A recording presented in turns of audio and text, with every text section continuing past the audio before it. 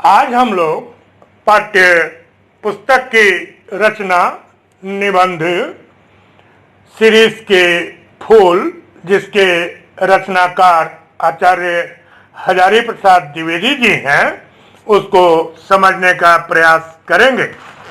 समझने के क्रम में हम लोग 5 बिंदुओं पर ध्यान देंगे, जिसमें पहला बिंदु होगा निबंध का परिचय, दूसरा बिंदु होगा निबंध का सारांश, तीसरा बिंदु होगा अवधूत और सीरीज की मान्यताओं को ध्यान में रखते हुए यह समझने का प्रयास करेंगे कि भारतीय संस्कृति में यह फूल महत्वपूर्ण क्यों है। चौथे बिंदु में निबंध की पंक्ति है, कबीर बहुत कुछ इस सीरीज के समान ही थे, मस्त और बेपरवाह, पर सरस और मादक। इस कथन के संदर्भ में कबीर और सीरीज में साम्य तथा लेखक ने किस आधार पर अन्य व्यक्तियों की तुलना सीरीज से की है। पांचवा एवं अंतिम बिंदु होगा आज का विचारणीय निबंध का उद्देश्य। आइए पाठ के परिचय से प्रारंभ करते हैं। वर्तमान हिंदी साहित्य के अन्यतम चिंतक एवं गंभीर समीक्षक आचार्य हजारी प्रसाद द्विवेदी की मौलिक उद्भावनाओं की झलक हमें उनके निबंधों में देखने को मिलती है। लेखक उन इने गिने चिंतकों में है जिनकी मूल निष्ठा भारत की पुरातन संस्कृति है, लेकिन साथ ही नूतनता का आश्चर्यजनक सामंजस्य उनमें पाया जाता है। भारतीय संस्कृति, इतिहास, साहित्य, ज्योतिष और विभिन्न धर्मों का लेखक ने गहराई के साथ अध्ययन किया है, इसलिए उनकी विद्वता की झलक उनके निबंधों में उभरना स्वाभाविक ही है।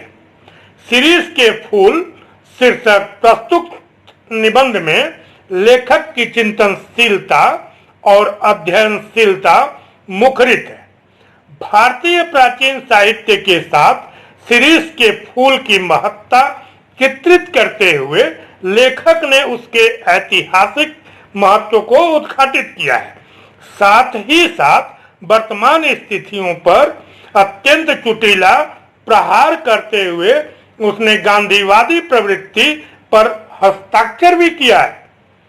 सीरीज का फूल अन्य फूलों से अपना अलग महत्व रखता है। यह एक ऐसा फूल है जो जेठ की असह्य गर्मी में अपने अद्भुत सौंदर्य भार से बोझिल मुस्कुरा उठता है। ऋतुराज बसंत के शुभागमन के साथ इसकी मस्ती उत्पन्न होती है और आषाढ़ तक बनी रहती है।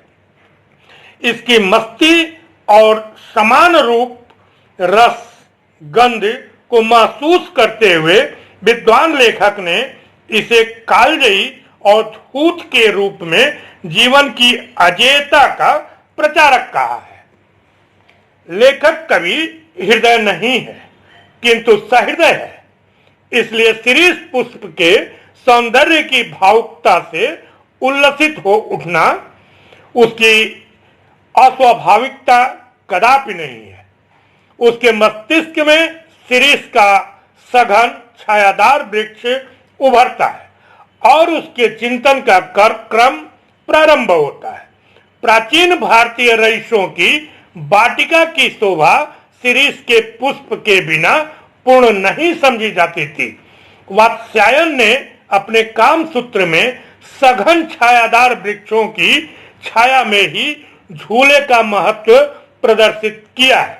यद्यपि पुराने कवियों की दृष्टि में सीरीज वृक्ष की शाखाएं कमजोर करार दी गई हैं। कवि कुल गुरु कालिदास ने तो पदम संहेत भ्रमरस्य पेलवम शीर्षम पूज्यम न पुनः पत्रणाम कहकर सीरीज के फूल की कोमलता को उद्घाटित किया है। वस्तुतः इसी को आधारभूत मानकर परवर्ती कवियों द्वारा शीरीष वृक्ष की कोमलता के औचित्य पर स्वीकृति की मुहर लगा देना नितांत भ्रामक है। जहां शीरीष पुष्प की कोमलता मात्र भ्रमर भार वहन करने तक ही वर्णित है, वहीं उसके फल इतने मजबूत दिख पड़ते हैं कि नए फूलों के निकल आने पर भी स्थान नहीं छोड़ते। नए फल ही उन्हें धक्के देकर स्थान छोड़ने को बाध्य करते हैं। उनकी यह स्थिति उन पुराने नेताओं की अनभिज्ञता को प्रकट करती है जिन्हें जमाने की हवा का अंदाज नहीं होता। जब तक नई पौध के लोगों से धक्के नहीं खाते तब तक कुर्सियों से चिपके ही रहते हैं। इस प्रकार युगीन परिस्थितियों के अंतराल को चीरकर एक यथार्थ कथन को सत्य करार देते हुए लेखक जीवन और मरण की सच्चाई पर धरा को प्रमाण यही तुलसी जो फरा सो झरा, जो बरा सो बुताना कहकर अपनी मुहर लगा देता है। इतना ही नहीं, शीरीष के पुष्प को एक अद्भुत अवधूत के रूप में चित्रित कर उसने कालिदास, वाल्मीकि, व्यास एवं कबीर आदि की मस्ती, लापरवाही, निश्चिंतता, निर्भीकता एवं अनासक्ति आदि के साथ उनके व्यक्तित्व एवं कृतित्व को पुरातन एवं अधुनातन भावभूमियों के संधि प्रदेश में लाकर कवि धर्म को उद्घाटित किया है और उस हस्ती की ओर इशारा किया है जिसका अनुभव इकबाल साहब ने किया था। कुछ बात है कि हस्ती मिटती नहीं हमारी, सदियों रहा है दुश्मन दौरे जहां हमारा। वास्तव में परिवर्तन एवं परिवर्तित परिस्थितियों के घात प्रतिघात के बीच भी अवधूती परंपरा का पोषक यह शीरीष वृक्ष सर्वथा अपरिवर्तनशील है।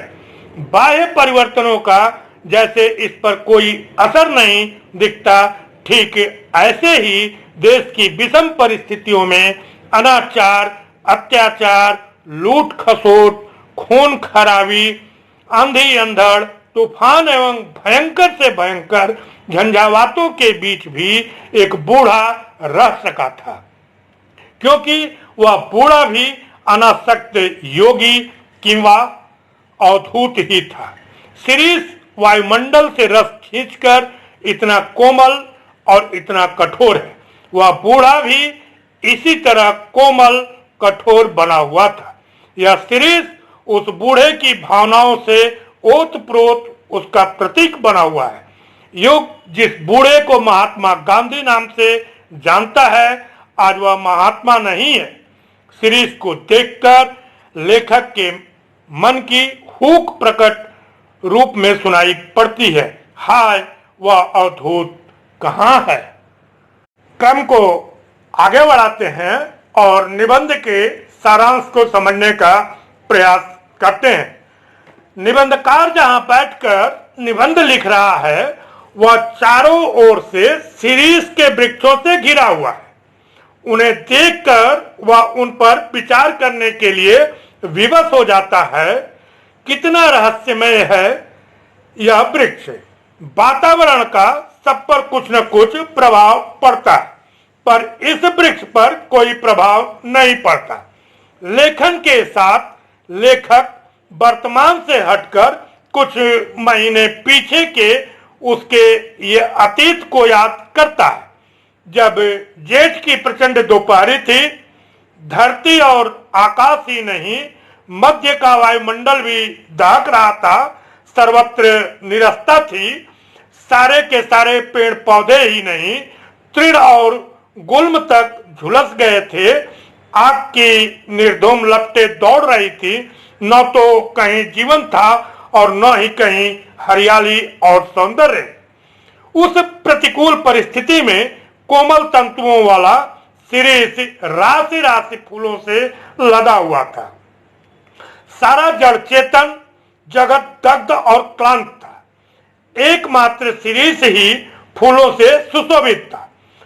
और भी फूल खिलते हैं, पर 10-1 दिन के लिए। किसी ने अधिक शक्ति का प्रदर्शन किया तो 15-20 दिनों तक बने रहे। महीने के दिनों को नाप कर निकल जाना तो जैसे उनकी शक्ति की सीमा से परे की बात है। शिरीष का खिलना बसंत में शुरू होता है और भादों तक खिला रहता है। वातावरण की नितांत प्रतिकूलता में खिलने की शक्ति एकमात्र शिरीष में है। लगता है यह वायुमंडल से प्राण शक्ति ग्रहण करता है। लेखक ने इसे कालजयी अवधूत कहकर पुकारा है। यह भारतीय संस्कृति का प्रतीक है।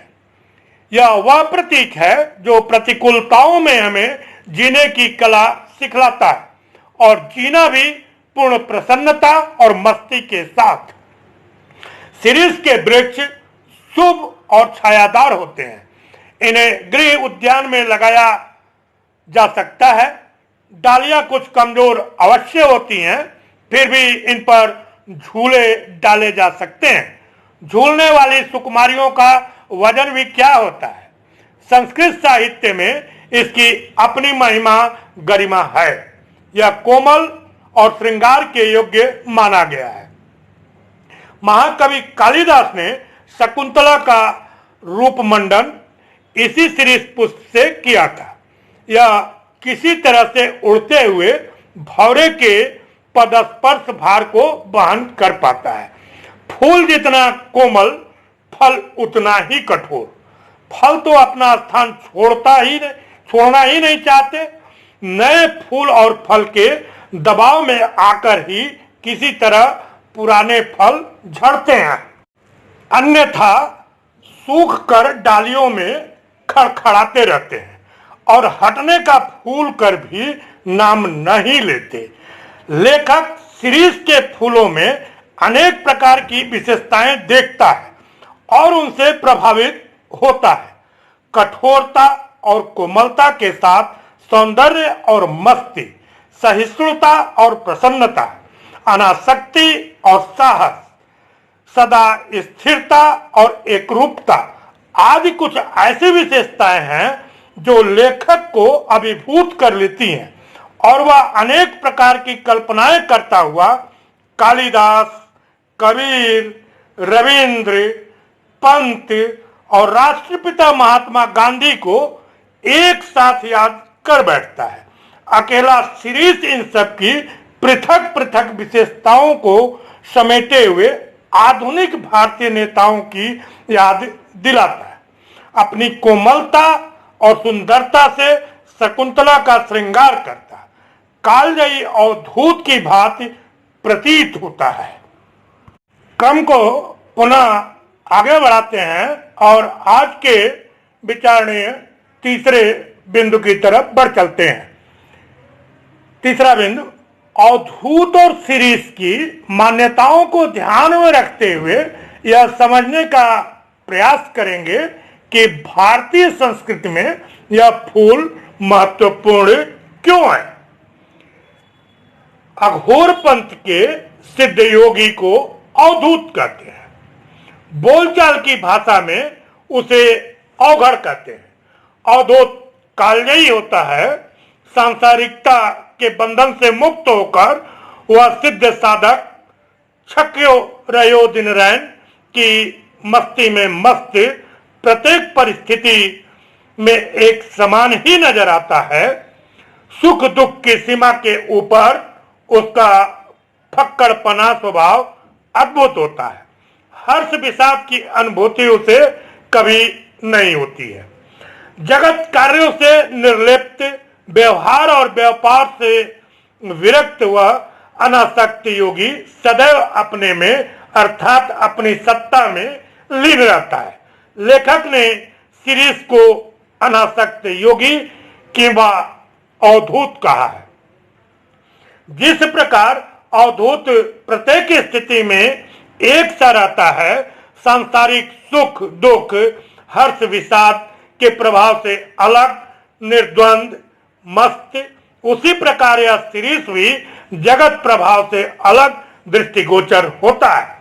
चाहे कोई भी मौसम हो, उसके ऊपर इसका कोई असर नहीं होता।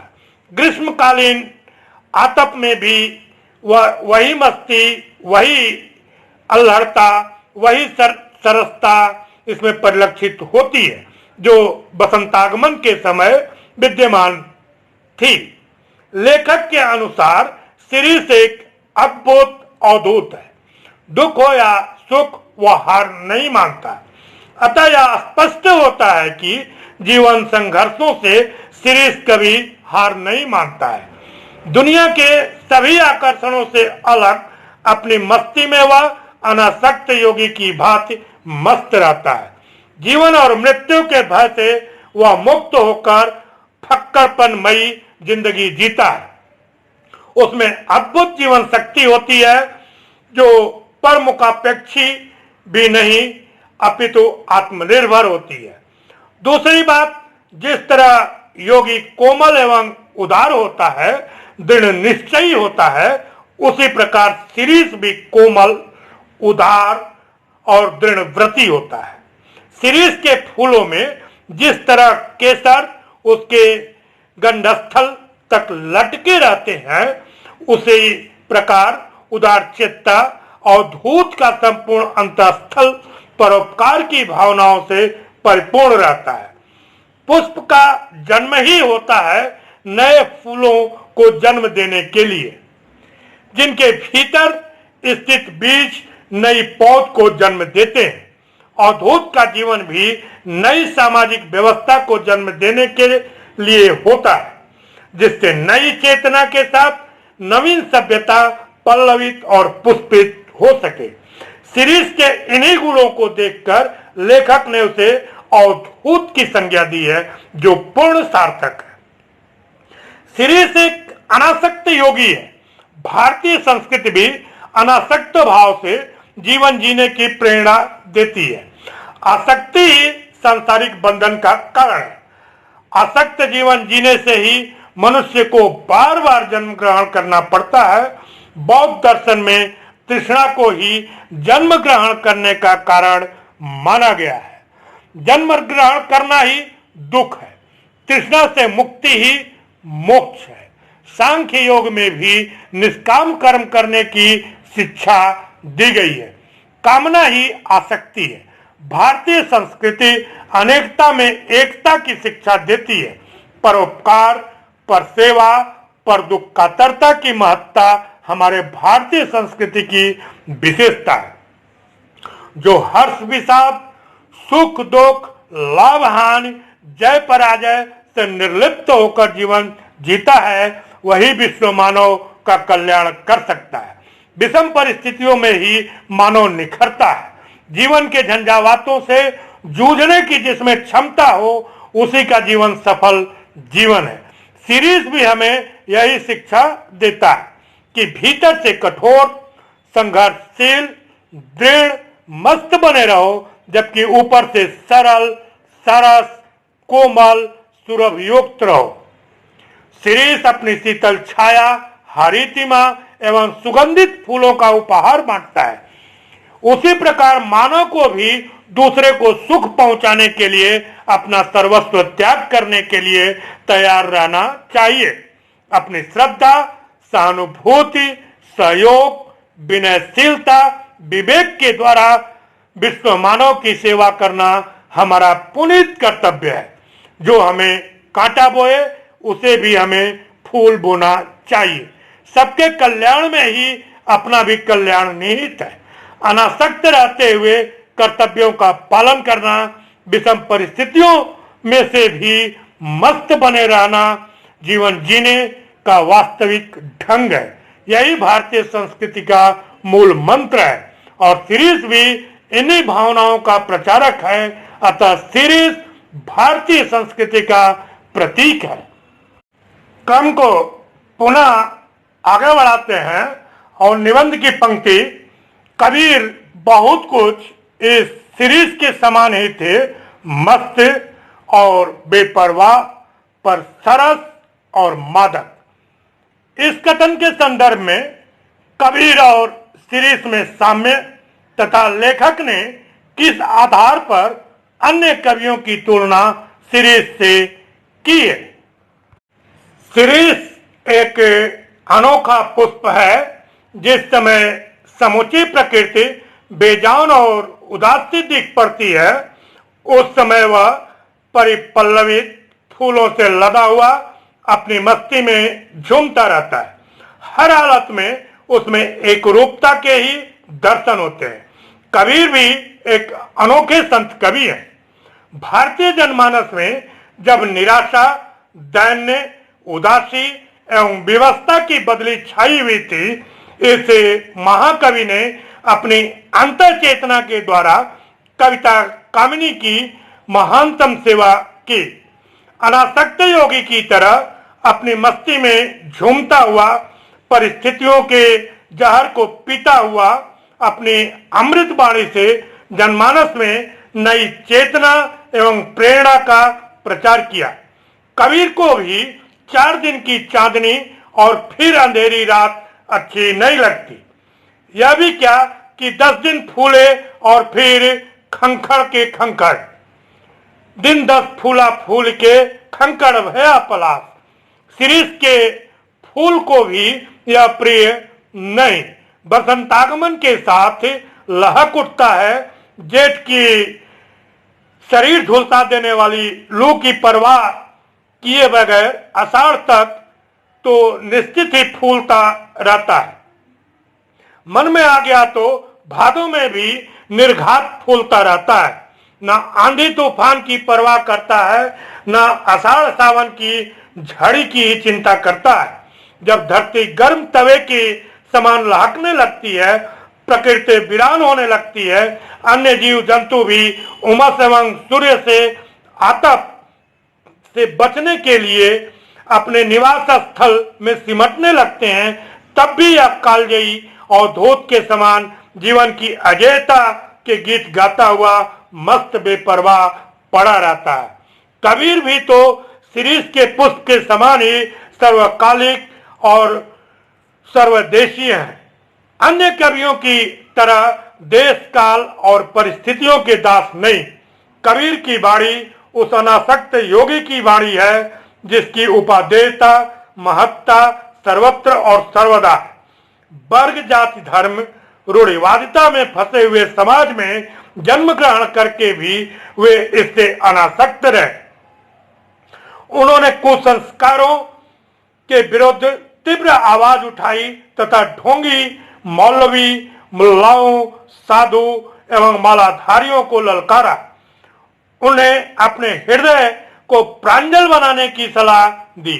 अगर मुसलमानों को ललकारते हुए लिखा, काकर पाथर जोड़ के मस्जिद लई चुनाए, तापर मुल्ला बांग दे क्या बया भयो खुदाए, तो हिंदुओं की कुरीतियों के लिए भी उन्होंने बख्शा नहीं।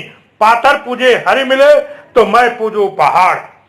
एक तरफ जब तप, छाया, तिलक को उन्होंने ढोंग कहा, तो दूसरी तरफ माला फेरने की अपेक्षा मन के परिष्करण पर जोर दिया।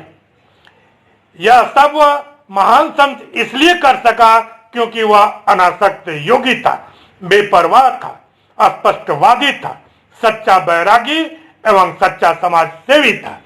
शिरीष के फूल बड़े बड़े कोमल होते हैं। कबीर का हृदय भी कोमल था। जीव जंतुओं के ऊपर मानव द्वारा किए गए अत्याचार को देखकर उसका हृदय हिल उठता था। इसलिए तो वह कहते हैं, बकरी पाती खात है ताको काढ़ी खाल, जो बकरी को खात है ताको कौन हवाल। शिरीष की कोमलता का कारण उसकी वह अद्भुत शोषण क्षमता है, जिसके द्वारा वह वायुमंडल से रस खींच लेता है। कबीर की कोमलता का कारण उनका वितराग होकर अंतस के आनंद में निमग्न हो जाना है। उनके निर्मल हृदय में डुबकी लगाकर निकली कविता कामिनी अपनी जीवन शक्ति उसी महाशक्ति से प्राप्त करती है जो वैराग्य की साधना से शक्ति पुंज हो गया है। शिरीष के फूलों में कोमलता के साथ परिस्थितियों से जूझने की अद्भुत क्षमता भी होती है।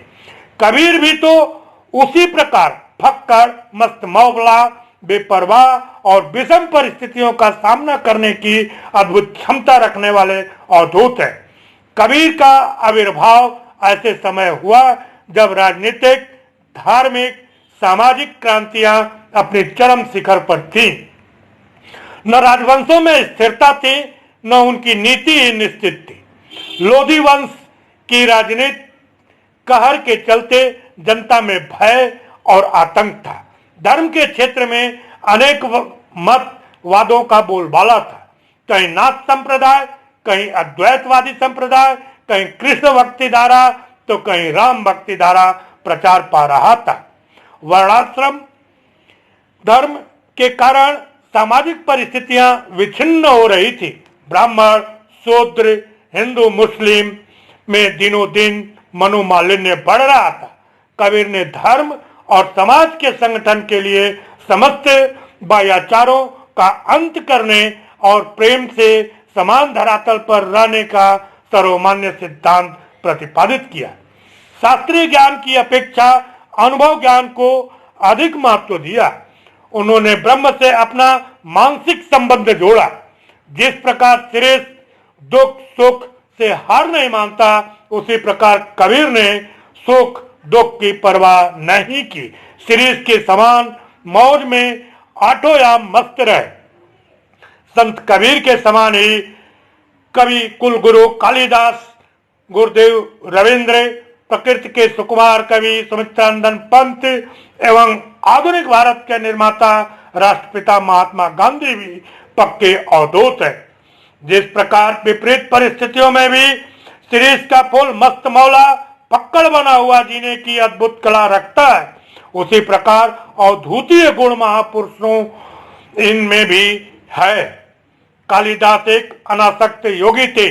मेघदूत काव्य की रचना एक अनासक्त योगी ही कर सकता है। आसक्त व्यक्ति हृदय की गहराइयों में उतरकर प्रेम और वेदना के मोतियों का चुनाव ही नहीं कर सकता, जैसा कालिदास ने किया है।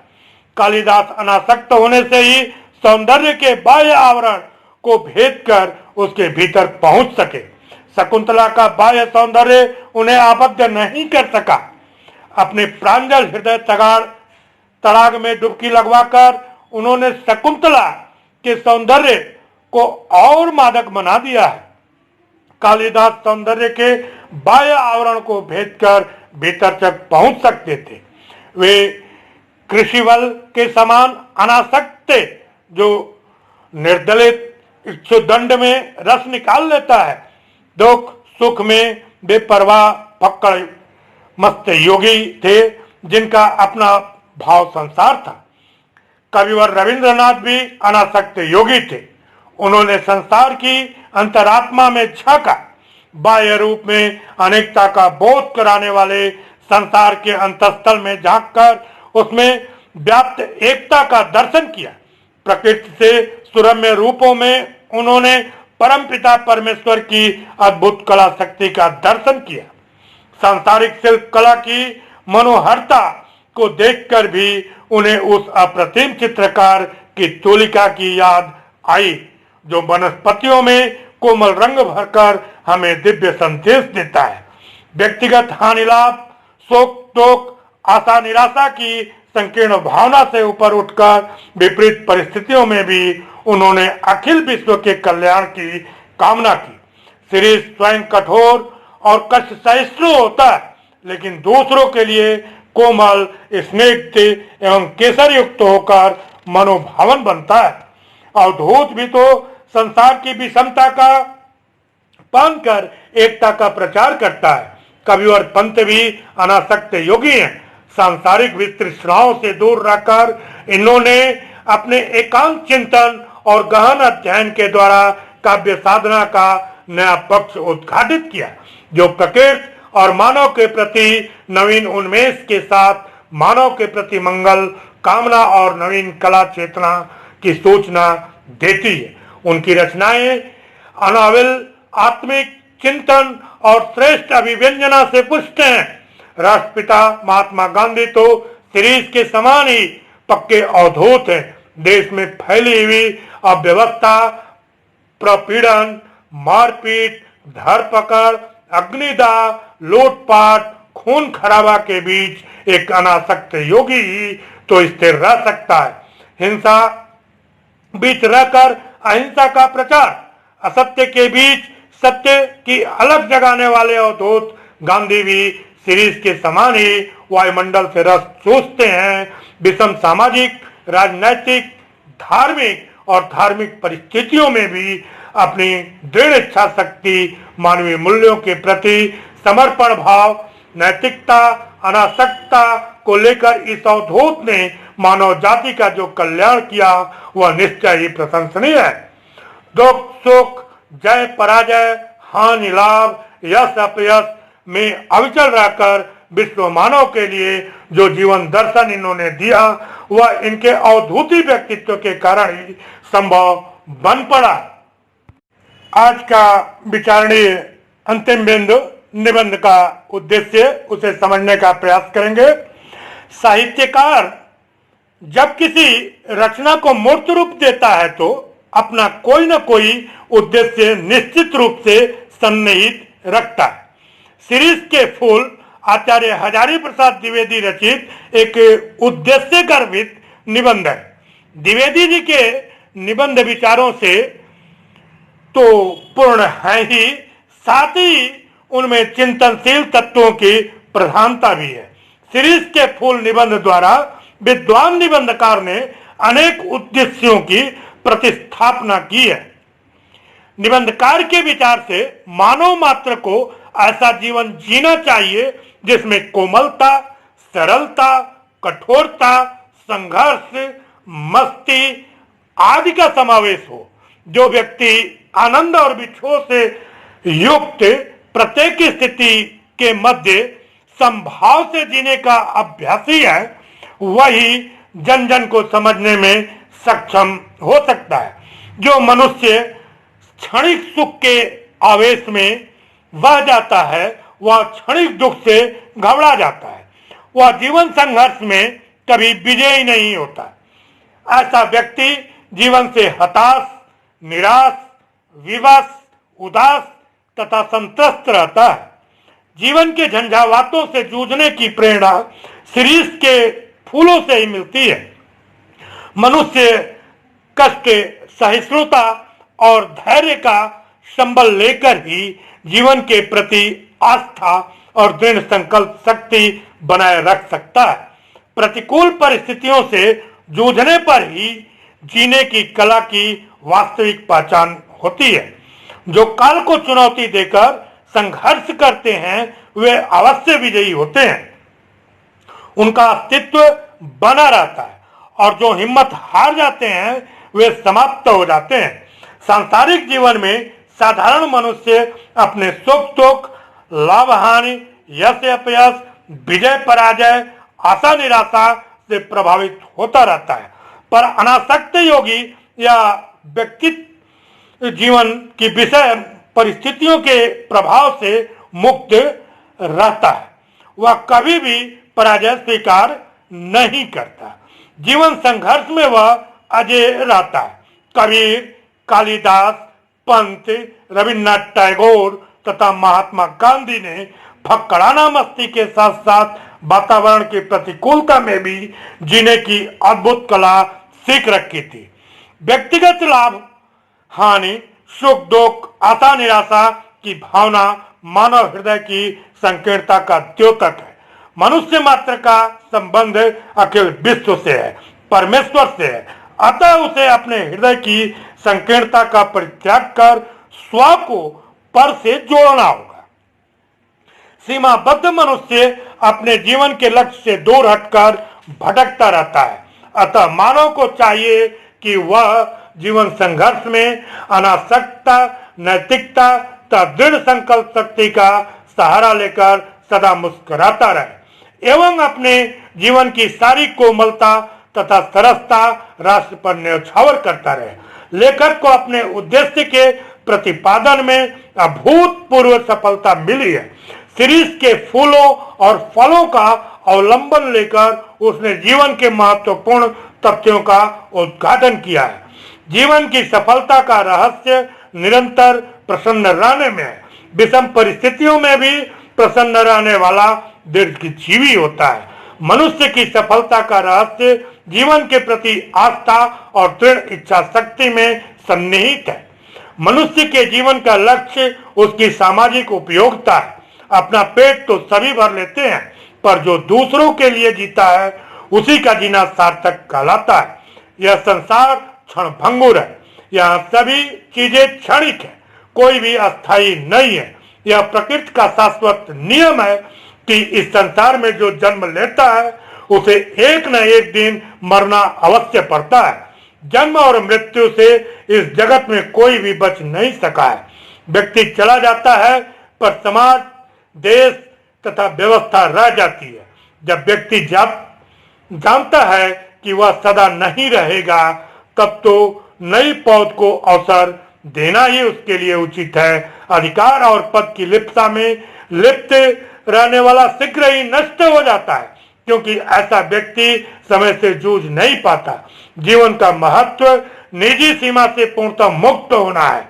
लोक जीवन को प्राथमिकता देना है। अपने जीवन को लोकहित के लिए समर्पित करना ही जीने की सच्ची कला है, आदर्श मानवता है। आज हम लोगों ने आचार्य हजारी प्रसाद द्विवेदी द्वारा रचित निबंध सीरीज के फूल को समझने का प्रयास किया। आप लोग का ध्यान मैं स्क्रीन की तरफ आकृष्ट करना चाहूंगा। ध्यान दीजिएगा, स्क्रीन पर लेखक का संक्षिप्त परिचय स्मृति संकेत के रूप में पाठ का शब्दार्थ एवं कुछ लघुत्तरीय प्रश्नोत्तर आ रहे होंगे, जिनका लाभ आप सभी उठाएंगे। बस आज के लिए इतना ही।